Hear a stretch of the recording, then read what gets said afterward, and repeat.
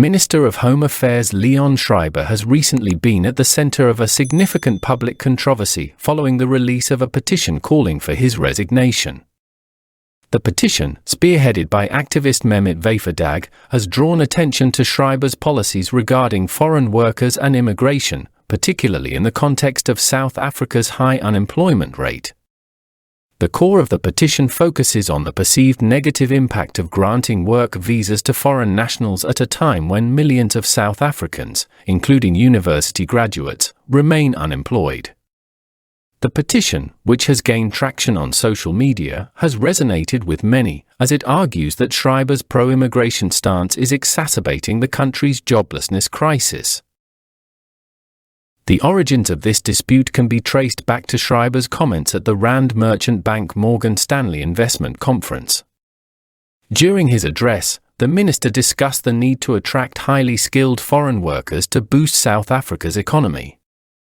He specifically referred to the recruitment of 11,000 foreign nationals as part of an effort to draw in tech entrepreneurs and digital nomads. Schreiber emphasized the economic benefits of attracting these highly mobile workers, particularly their ability to bring in expendable income and contribute to sectors such as technology and finance. This stance, while seemingly logical from an economic growth perspective, sparked criticism and fueled public frustration, especially among those struggling with unemployment.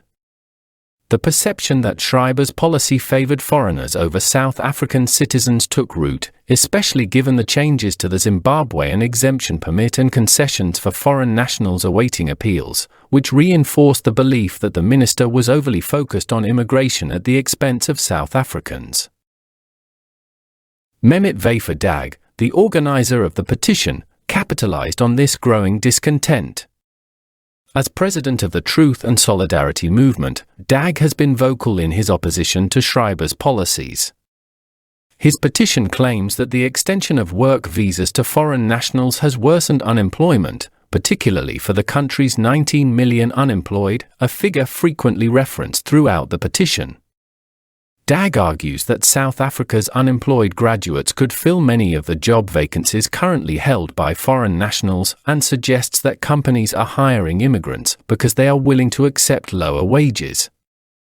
His message has resonated with a large portion of the population, as seen in the petition's growing number of signatures, reaching over 3,204 as of Friday evening of the 27th of September, 2024.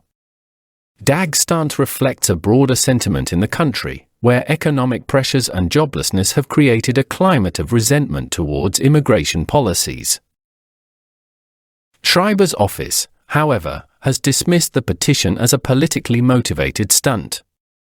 Responding to questions, the minister's team pointed to questionable social media activity by Dag as a way to undermine Dag's credibility. Despite this, the petition continues to gain momentum. Schreiber's office has been quick to highlight the minister's accomplishments since taking office, particularly his efforts to modernize the Department of Home Affairs.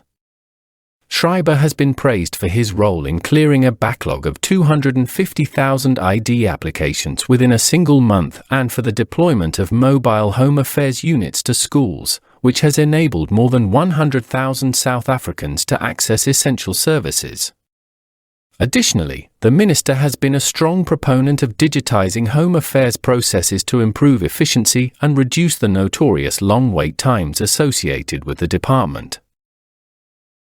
This backdrop of reform, however, has not been enough to stave off criticism. Much of the public discontent revolves around the release of the department's critical skills list, which includes professions such as call center management, nursing, and environmental sciences. Critics argue that these professions could be filled by South Africans and that prioritizing foreign workers for these roles is inappropriate given the country's unemployment crisis. South Africa's quarterly labor force survey, released in May by Statistics South Africa, revealed that the number of unemployed persons had increased by 330,000 in the first quarter of 2024, bringing the total to 8.2 million. The official unemployment rate now stands at 32.9%, with youth and graduates being among the most affected demographics. Despite a slight increase in the number of employed persons, the rising joblessness has fueled the perception that Schreiber's policies are contributing to, rather than alleviating, the crisis. In addition to DAG's petition, the Economic Freedom Fighters Student Command has also entered the fray.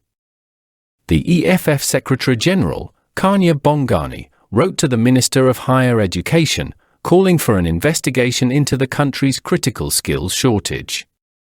The party argues that the Department of Home Affairs should prioritize local graduates and young people over foreign workers in the allocation of jobs. Bongani's statement emphasized the need to insulate South Africa's youth from global competition, particularly in a labor market where opportunities are already scarce. The EFF has also called for the department to release a more comprehensive list of skills shortages and to halt the issuance of work visas to foreign nationals until South Africans are given first priority. Amidst these mounting pressures, Schreiber has remained resolute in his position. His focus on attracting foreign talent, particularly those with specialized skills that are in short supply in South Africa, aligns with his broader vision of creating a more globally competitive economy. Schreiber's introduction of a new points-based visa system and his emphasis on making home affairs services more accessible to ordinary citizens through digitization reflect a forward-thinking approach to governance. However, this has done little to appease his detractors, who see his policies as favoring foreign interests over the needs of the unemployed in South Africa. As the petition continues to gather support, it remains to be seen how the situation will unfold. Schreiber's dismissal of the petition may have quelled some of the immediate concerns, but the underlying frustrations with unemployment and the perceived prioritization of foreign workers over South Africans remain potent issues. With unemployment on the rise and political pressure mounting from both grassroots activists like DAG and established political parties like the EFF, Schreiber will likely continue to face significant challenges in navigating the complex and contentious issues of immigration, employment, and economic policy in South Africa. Thanks for watching. Please don't forget to like, share, comment, subscribe, and hit the notification bell for more updates.